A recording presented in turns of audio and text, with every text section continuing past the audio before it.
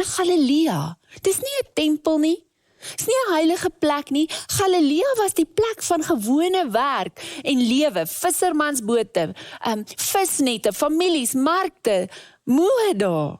Galilea was die plek waar al hierdie mense se gewone lewens gebly het terwyl hulle saam met Jesus gestap het. Dit beteken, die opstanding is nie net bedoel vir kathedrale en Paasondagdienste nie, dis bedoel vir Maandag. Dis bedoel vir jou lewe nou, vandag, jou werksplek, jou gesin, die gesprek wat jy al lank uitgestel het, vir die verhouding wat verstel moet word, vir die lewe wat jy leef wanneer niemand kyk nie.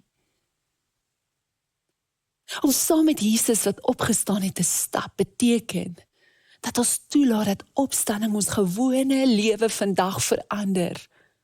En ons hou op om die graf as die middelpunt van hierdie storie te sien.